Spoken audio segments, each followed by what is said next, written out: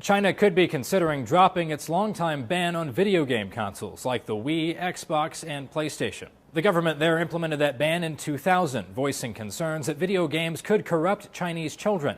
But mobile and computer gaming are now so widespread, critics call the ban on consoles arbitrary.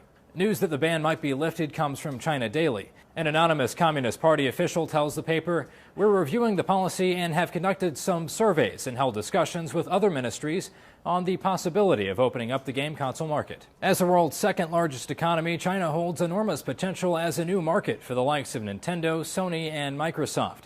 And since China Daily's report, shares for those companies have skyrocketed.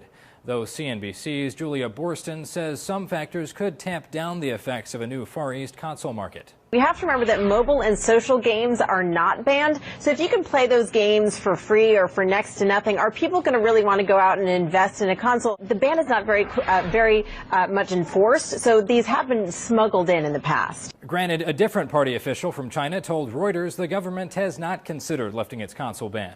State resistance in China toward Japanese and American products could be one factor keeping the policy in place. Japan's Sony and Nintendo could have an especially hard time breaking into China, considering a spat over the Diaoyu or Senkaku Islands in the East China Sea has prompted violent protest in China.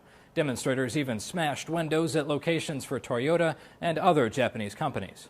And although the government justified the ban with moral concerns, China's People's Liberation Army actually released their own computer game in October called Guangrong Shiming, or Glorious Mission. CCTV reports the PLA uses it to train troops, but it's also seen as a sort of Call of Duty counterpart for Chinese gamers. Sony saw the largest boost in share prices after the China Daily report at 8%. It's the largest uptick since last April. For Newsy, I'm Zach Toombs. Multiple sources, a real story.